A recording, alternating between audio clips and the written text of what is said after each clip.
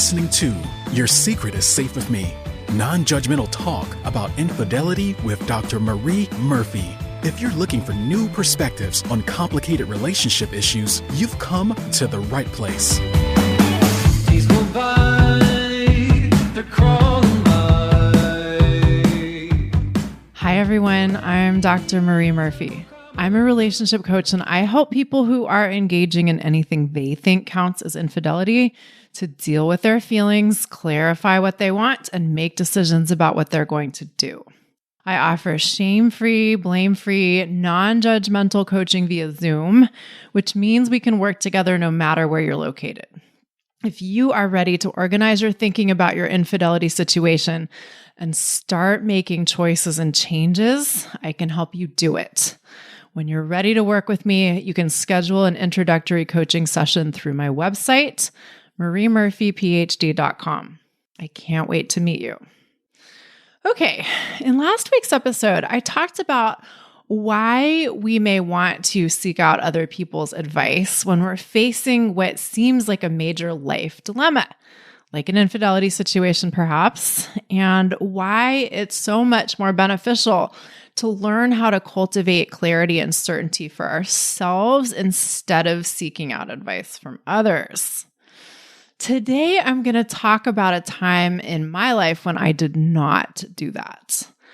I thought I had a major life dilemma on my hands, and instead of creating clarity and certainty for myself, I sought out a lot of advice from other people and indulged my own uncertainty rather than dealing with it intentionally. And although I survived, obviously, I consider this story a cautionary tale for anyone who thinks they're confused about major questions in their life and can't possibly answer them. The basic plot of the story is this. From the time I was pretty young, I was not particularly interested in having children. I was very much aware that humans often have children when they become adults, but I was also aware that sometimes they didn't. And I thought the latter option sounded more attractive than the former for much of my early life. And I got to a point where I was sure I didn't want to have kids. And this was fine and great. But then, for reasons I will explain, I started questioning myself on that.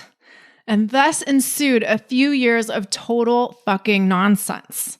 And by total fucking nonsense, I mean me telling myself that I didn't know what I wanted, me effectively cultivating uncertainty and a lack of clarity, and me pursuing a lot of advice for no good reason. And even though this situation does not have to do with infidelity per se, it does have to do with fidelity to myself. And there is a connection between having kids and infidelity that I see a lot in my practice that I will mention at the end of the episode. Finally, the confusion, quote unquote, that I indulged in and the ways in which I tried to deal with this confusion will be familiar to many of you. So sit back and relax and I'll tell you a story. I can't remember when exactly it first occurred to me that having kids was a thing I might not want to do, but I do remember that I was not all that interested in children or babies when I was little. For example, I remember one time when I was, I don't know how old, but certainly younger than 10, and my younger sister had a friend over and they were playing with dolls that were babies or dolls of babies or whatever you call things, baby dolls, I don't know. And I remember thinking, why would anyone want to do that, right? So I asked them what they were doing, and they said that they were practicing to be mothers. And I was like, that's stupid. And they were like, no, it isn't. And then I went and found my own real life mother, and I told her that my sister and her friend were practicing to be mothers. And I said, that's stupid. And she admonished me. She told me that what they were doing was in fact not stupid, and perhaps I was the stupid one for thinking they were stupid. That's not exactly what she said. But whatever it was that she said, the message that I got was that I was the weirdo. I certainly got the message that wanting to practice to be a mother was good, and not wanting to practice to be a mother was not all that good. All right. It's time for me to pause and say a few things. If you're listening to this and you're horrified already, let me assure you that it gets much, much worse. If what I have said so far about not wanting children has upset you for any reason, now is the time to tune out and unsubscribe, because I'm going to say many more things along these lines.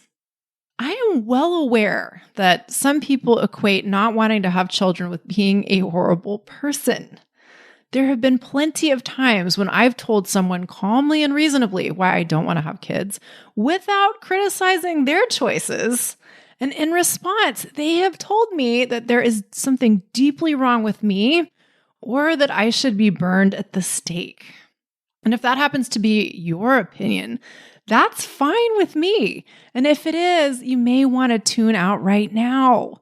Don't keep listening just for the sake of having something to get angry about, right? Do yourself a favor. Now, I also want to make it abundantly clear before I go any further that although one of the outcomes of this story is that I decided, or more accurately, I redecided that I did not want to have children, I tremendously respect the fact that some people want to have children, and I'm sure glad that lots of people care about children and want to invest their time and energy into caring for children because children are our future, right? Isn't that a Whitney Houston song? Yeah, I think it is. I deeply respect the labor and the love that goes into parenting, even though I don't want anything to do with it. So all of you parents and all of you people who take care of children, I salute you. Okay, back to the story of little me. By the time I was 11, I was doing a fair amount of low-paid babysitting. And this wasn't my idea. My parents, or possibly just my mother, really wanted me to babysit. And I'm not sure what their reasons were or her reasons were. And I guess I sort of wanted to babysit too. I definitely wanted to work. I definitely wanted to make money. And I definitely wanted to feel like more of a grown-up. But as it turned out, babysitting was at best a very partial way to meet those desires. And moreover, I very quickly realized that I just didn't like doing it. I didn't like hanging out with younger kids. I wanted to hang out with the older kids. And I didn't like supervising younger kids or entertaining them or whatever it was I was supposed to be doing with them. And moreover, I smelled a rat. If children were so important and if taking care of children was so important, why was I being paid so little to take care of them? By global standards, right? My family was very well off, but by local standards, we were not rich. And even within the context of not having all that much money at my disposal, I still knew that what I was being paid was a total joke. The point I'm beginning to make here is that although I knew that having children was a thing people did and a thing I might theoretically do one day myself, I had my doubts about the whole enterprise from the time I was pretty young. In addition to my adventures in babysitting and being a very, very poorly paid teacher's aide for a summer school program for pre-kindergartners the summer I was 11, which was a horrible experience, which I'll have to tell you about some other time, I had other indications that not having kids might actually be kind of cool. My favorite adults were childless. This struck me as quite interesting, and I figured they might be on to something. I also had the sense from the time I was young that there were probably many ways to live a meaningful and productive life. It seemed pretty clear to me that there were lots of ways to make contributions to other humans beyond producing more of them and or caring for children. And this notion was later augmented by my high school psychology teacher who, bless her, made a point of emphasizing that generativity did not have to equate with child rearing when we discussed Erik Erikson's stages of psychosocial development. This really struck a chord with me and validated a lot of things I'd already been thinking about as a young person. There are so many ways of contributing to society. There are so many ways of helping others. There are so many things we can do that will contribute to the well-being of future generations. Having kids does not have to be the way you do those things. It's also probably worth mentioning that although I did ultimately marry a man who is wonderful, that wasn't exactly my plan all along. I was never a card-carrying heterosexual, and I sure as heck didn't have any fantasies of living out the heteronormative progression of finding someone special, getting engaged, getting married, having kids, and then God knows what after that. I think I can honestly say that I never fantasized about having a wedding. It's not that I wasn't interested in relationships. I definitely was. I knew I liked and valued intimate connections with people. But some people have this sense that they're going to find someone to marry and then have a wedding and then start a family and do their life that way. And I definitely wasn't thinking that way ever. Not that there's anything wrong with that way of thinking. For a lot of people, that is just perfect and great. And that is fantastic. It just wasn't my thing. I don't think it's fair to say that by the time I was 18 or 19 or 20, I'd conclusively decided that I didn't want to have kids. But I sure had never seriously thought that I definitely did want to have kids. There were times when I was involved with someone and we were talking about the possibility of a shared future, and we'd talk hypothetically about having kids, and I would think, well, maybe I'll want that someday. Maybe there will come a time when that seems like an attractive option to me.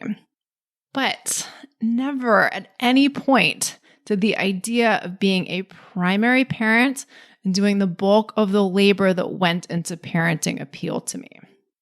Get ready to be mad at me again. I'm about to say something that might piss you off, but bear with me because there are good reasons why I'm sharing this anecdote with you. At one point, I had a girlfriend that I thought I had a real future with, like maybe a forever future with. And she and I were talking about the possibility of having kids someday. And I said, well, we can have kids, but only if I get to be the dad.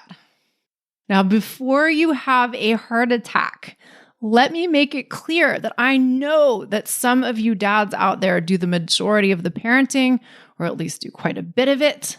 And of course, I know that some of you dads share your parenting work with another dad. I know all of this, and I knew it when I said what I said to my then girlfriend. But what I was saying to her was, I know exactly how much of the parenting labor I can tolerate doing. And I'm going to joke about this and say that I'm ready to be a stereotypical 1950s dad or something very close to that. But I'm also completely serious. I'll take care of making the money and I'll do some kid stuff, but I cannot be the primary parent. I simply cannot. I know this well about myself, and I am telling you this in no uncertain terms. And even if it sounds bad to tell you this story outside of context, in the moment when I told her this, she totally understood what I meant, and we both had a good laugh about it. And she was like, yeah, I get it, and yeah, I think I could be the mom, so to speak. That relationship did not last forever, so I never got to the point of where I actually had to decide if I wanted to, quote unquote, be the dad in a co-parenting relationship with her or not. And by the time that I met the lovely human who is now my spouse, I had moved beyond thinking that being the dad, so to speak, might be something I'd be interested in. And I had arrived at the firm conclusion that I did not want kids. And I felt great about it. I was getting older, as we do every day. And it felt really good to have clarity about this and to not spend time wondering what I wanted or considering the options in terms of whether I wanted kids or not. And then very early in my relationship with my dearest darling, we were out one night and somehow the topic of kids came up and I said, I don't want kids. And he said, I don't want kids either. And he sounded completely certain about that, as I did too. And I think we were both like, oh, well, isn't this amazing? At least that's settled. And then our relationship became a serious thing and years went by and we didn't have kids and we didn't want kids and that was great.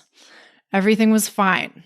But then funny things started to happen. The first funny thing was that a significant proportion of my close friends and even semi-close friends started having kids, including people who had never expressed any interest in having children, at least not to me. And I was shocked. I probably shouldn't have been, because statistically speaking, what was happening was not unusual at all. But shocked I was. And with each additional, guess what, email or text that I received, I started to wonder, am I missing something important? What if they know something that I don't? I started to question my own long-held preferences. And although I found it rather strange to do so, given that I'd been so sure about not wanting kids for so long, that didn't stop me from starting to question myself. What I was thinking was something along the lines of, maybe everyone else knows some great secret of the human experience that I just haven't been let in on. Maybe I just didn't get the memo. Maybe I just didn't read that really important email. And if I had, then I too would understand that obviously you have to have kids in order to have a rich and satisfying life. I didn't act on these doubts, at least not right away, but they swirled around in my head and they took up some space. And then the second funny thing happened. My Mr. Man and I got married. We'd been together for almost 10 years at that point, and as far as I was concerned, we were effectively married already, but we had a wedding and we did that whole thing. And in a sense, it was very, very nice, but it was also very, very weird. It was weird in the sense that people kind of went nuts over me and went nuts about the wedding, and I got so much attention. So much more attention than I had ever gotten in my life, I think. And in a way, I was kind of bitter about this. I was like, I'm a pretty interesting person. I do some pretty interesting things. And this is what people want to get excited about? This is the reason why people take a deep interest in me? I was also pissed because by this time, as I just said, my soon-to-be spouse and I had been together for almost 10 years and we'd lived a lot of life together. We'd dealt with some major life stuff together. We'd participated in a lot of other people's major life stuff together. And all of a sudden, people were acting like our relationship was this new and exciting thing. And I was like, what the fuck, people? We've been doing this for a long time. Haven't you noticed? Why is our relationship suddenly worthy of being recognized or celebrated now? So in a sense, I was bitter and grumpy. But I was also like, wait, this is kind of nice. It's nice that people are so interested in me. Yes, they may be interested in things that I don't think are really all that important. Like, am I going to wear a veil when I get married? But they're also being so nice to me and they're so focused on me, and that feels kind of good. And I definitely got seduced by all of the attention and approval. Dear listeners, if you haven't already gotten this message indirectly or simply made this assumption on your own, I might be kind of a freak. I might be a little weird. Or at least that's what lots of people have told me. And lots of people have been telling me this for my entire life, practically. And although sometimes when people say you're weird, they mean it as a high compliment, I have also had plenty of people tell me that I'm weird and not mean it as a compliment. And although I've learned how to deal with this over the years and I like myself just fine, it has gotten a little tiring at times, right? So getting this unprecedented hit of approval and acceptance was a really different experience for me. And I was kind of like, wow, maybe I should consider living my life in such a way that I can keep on getting more and more of this. I kid you not. Before, during, and after my wedding, I kind of started drinking the heteronormative Kool-Aid a little bit. And it was so weird because on the one hand, I was like, I don't really like this. I don't really buy into all of this stuff. This does not line up with what I believe in and what I value. But maybe this is just what happens to people. Maybe I should just go along with this. Maybe if I just allow this to be good and stop resisting it, it will be good for me in some way that I haven't yet allowed myself to recognize or accept. And so I started thinking, well, maybe I should want kids. Or better yet, maybe I actually do want kids and I just don't know it yet. Maybe if I just go with the flow and do what a lot of other people do, I'll really like it. I got all of this nice attention when I got married. I felt like I got access to a club that had been totally off limits to me before, and I really liked some aspects of it. And I thought to myself, maybe if I have a baby, it will be like that too. Maybe that'll be really great. It's hard for me to adequately convey how much of a departure this kind of thinking was from the sorts of thoughts I'd had about having children, or for that matter, getting married, for the previous 30-something years. This was like me having accidentally taken some very strong drugs. And it was really weird for me. And I want to be very, very clear about something really important. It's not that I wanted to have kids all of a sudden. It's not like I woke up one morning with a clear, albeit unfamiliar, desire to have kids. I just started thinking that maybe if I had kids, I would end up liking it. I started thinking that maybe I should want to have kids. I started thinking that if I had kids, I would get to be normal, and maybe it would be so much easier to be normal. And that seemed like a truly attractive option to me for a little while there. And thus, a very strange period of time ensued, the exact duration of which I don't really remember because thankfully all of this stuff is many years past. But for at least a couple of years, I got into this mode of trying to convince myself that maybe I really should want children after all. It really seemed like it would existentially be a lot simpler for me to just want to do what quote unquote everyone else was doing.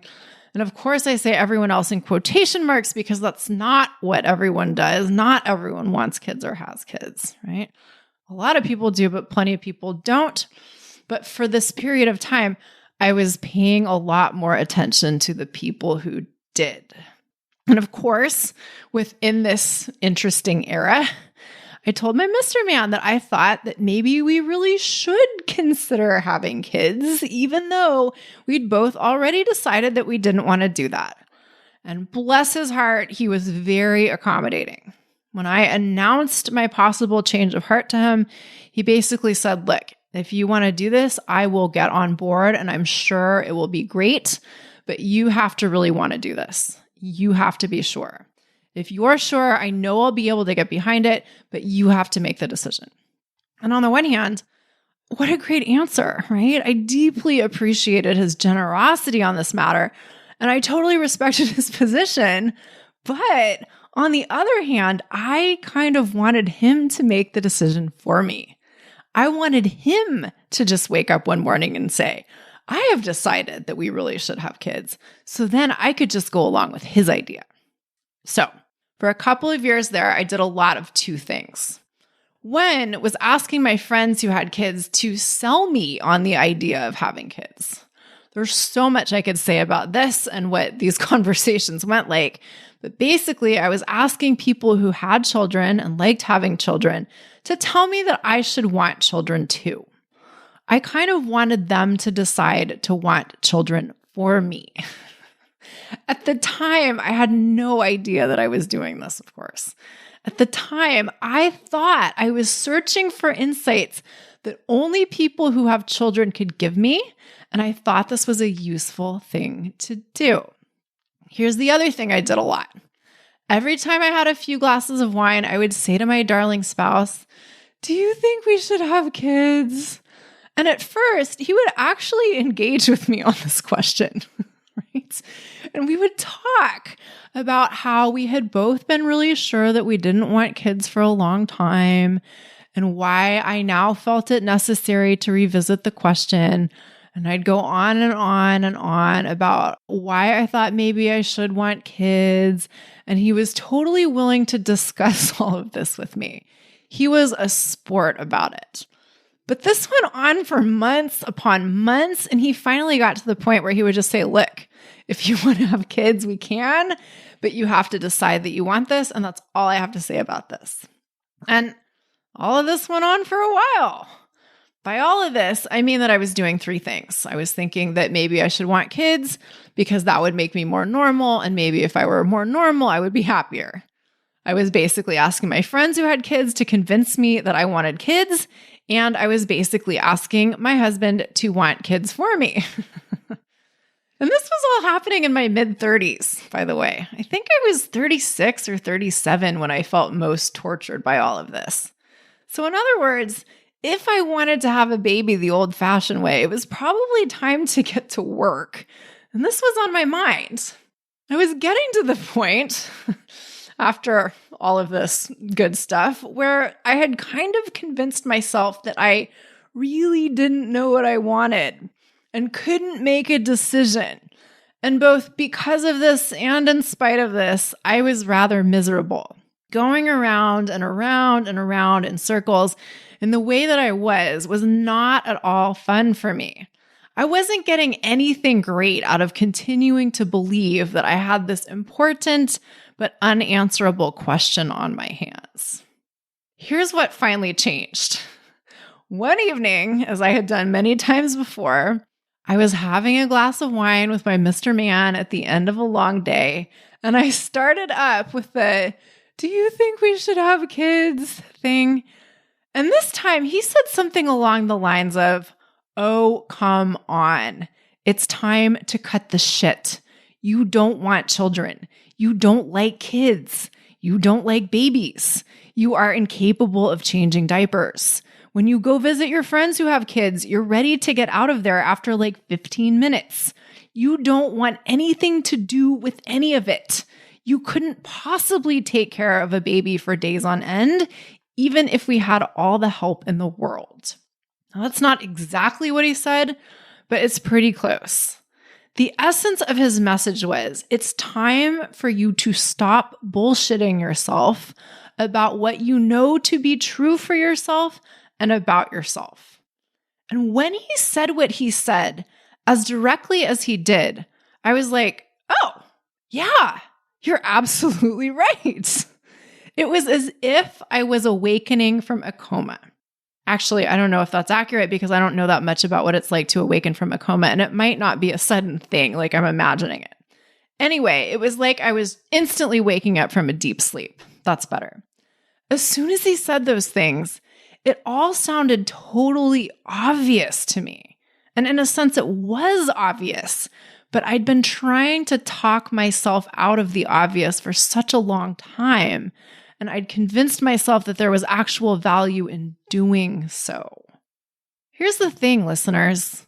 Literally no one that I had talked to about my so-called predicament, my so-called dilemma about whether or not I should want to have kids, had talked to me this way. No one had reminded me of what I knew to be true about myself. No one had asked me any hard questions about why I was indulging the question of whether or not I wanted kids. No one had called me out on any of my nonsense. And that's okay. That isn't necessarily anyone else's job, although if you have a life coach, it is definitely their job.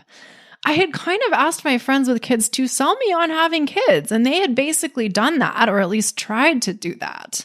So I can't blame them at all for not saying, you've never really expressed any interest in having children. Also, this was all happening to me before I discovered life coaching and all of the various tools and resources that I have at my disposal now. So I really just didn't have the ability to see that what I was doing was totally unproductive. But when my Mr. Man called me out in the way that he did that evening, he did me a tremendous favor. And I told him that. At the time, that evening, I said something to the effect of like, "Oh, yeah, you're so right. Thank you. Right on." And then we just moved on to talking about other things. And I moved on with my life with total clarity and certainty, and I felt a lot better. And then, like months later, not just weeks, but months later, the topic of having kids came up somehow. And my darling spouse looked at me with trepidation and was like, okay, I know you want to talk about having kids. Let's talk about it. What do you have to say about that today? And I was like, what do you mean? We're done with that. And he was like, we are? And I said, yeah. Don't you remember that conversation we had when you said all of those things and I totally got it all of a sudden? And he was like, I have no idea what you're talking about. I have no idea what I said. I have no idea what conversation you're referring to, but I'm so glad we're done with this. And I was like, yeah, you totally called me out on all of my weird nonsense. Don't you remember? And he was like, no, I don't remember at all, but I am sure glad we're done with this. And I was glad to be done with all of it too. Questioning myself on a matter that I was really sure of for reasons that didn't really make sense to me was pretty exhausting and didn't come with any discernible benefits. Over the years, my reasons for not wanting kids had gotten clearer and clearer to me. Convincing myself that maybe I really didn't know what I wanted and that maybe other people knew what I wanted or should want better than I could, mainly contributed to an unpleasant sense of being quite alienated from myself. Not so fun.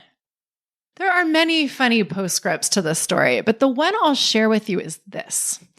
After I had redecided that I didn't want to have kids, I listened to the audio version of the book Selfish, Shallow, and Self-Absorbed, 16 Writers on the Decision Not to Have Kids, which is edited by Megan Daum, D-A-U-M, I think. And I liked the book just fine, but upon listening to it, I realized that I had thought so much more about my reasons for not wanting kids than each of the authors presented individually and in all of the authors' stories combined. My reasons for not wanting kids were so much more extensive and nuanced and thoroughly considered than the ones they presented were. And this surprised me a little bit at the time, probably because by then I'd made such a habit out of questioning my own judgment on this matter. But what dawned on me upon listening to this book was that I had had extremely well thought out reasons for not wanting children all along. I just hadn't let myself see that or recognize that or own that for a while. And that kind of blew my mind. Now, I'm going to wrap up this episode with 2 points. One is uncertainty can be incredibly rich, fertile territory. But there's a difference between really not knowing something and telling ourselves that we don't know something. And there's a difference between moving through uncertainty and indulging it and staying stuck in it. During all of this self-imposed drama, I never stopped to ask myself if I really wanted to be entertaining the question of whether or not I wanted to have kids. I just got sucked into believing it was important for me to reopen a case I'd considered closed, and then I went along for the ride. Sometimes we get stuck on questions that really aren't relevant to us, and that's what I was doing. But we don't have to do that. If we're going to spend a lot of time and energy exploring a question, we have the opportunity to first consider whether it's a question we actually consider relevant to us or not. And even within this context, I was not asking myself what I knew for sure that I wanted, or what I knew for sure that I liked or disliked, or what I knew for sure was true for me. I was indulging in uncertainty and actively ignoring what I was certain about. And that isn't helpful. Also, I wasn't asking anyone to help me figure out what questions I might usefully ask myself. I was just asking for advice, which always has the potential to be a little problematic, as I discussed in last week's episode. But not only that, I was not sampling a diverse array of opinions. I was essentially just asking people who had kids to tell me why I should want kids. I wasn't seeking out any alternate perspectives. And at the time, I didn't see any problem with that strategy. Isn't that cute? Finally, and perhaps most importantly, I wasn't dealing with my questions or doubts or considerations in any systematic way. There was no method to what I was doing at all. I was not organizing my thinking in any way, shape, or form. For instance, I had zero sense of what it would take for me to decide that I did, in fact, want to have a kid. I had no idea what would tip the scale in that direction. I was looking for something without knowing what I was looking for and how I would know it if I found it. And that's not a recipe for anything great. Now, the other big point that I want to make in conclusion is that there are a few reasons why I shared this story. And one is that I wanted to provide an illustration of what not cultivating clarity and certainty can look like. But another reason is that I want to contribute to legitimizing the desire to not have kids or to not have more kids. And again, let me be clear that having kids is great for some people. And we certainly need some people to have children if we want humans to continue to exist. Parenting and caregiving is essential work. The end. But that doesn't mean that everyone has to do it. And saying that it's okay to not want kids doesn't take anything away from the people who do want to have them. This isn't an either-or situation. It's important to me to make this point for general reasons, but I make it for infidelity-specific reasons too. I work with a lot of folks whose infidelity situations have something to do with the decisions that were made within a relationship about having children or not having children, or having or not having more children. Some people tie the origins of their cheating to their partner's insistence that they have kids or more kids, or to their partner's refusal to have kids or more kids.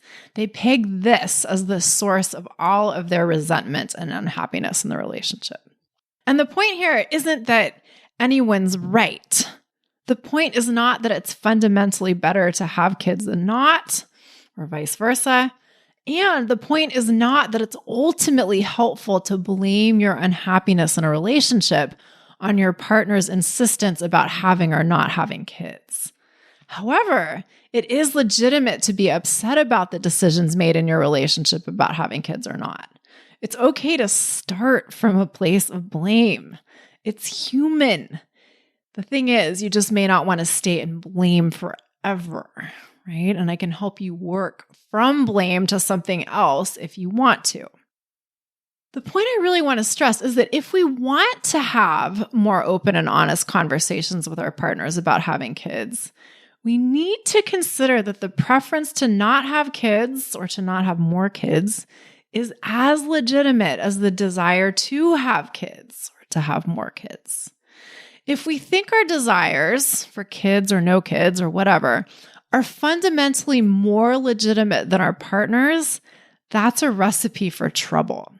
And this applies to many things, not just wanting to have kids or not.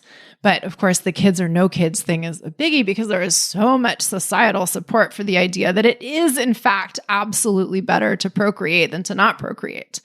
There are limits to that, of course, but delving into that is beyond the scope of this podcast. Okay, in next week's episode, I'll return to some of the themes from my story today and some of the points I made today, and I'll talk about how you can intentionally cultivate clarity and certainty.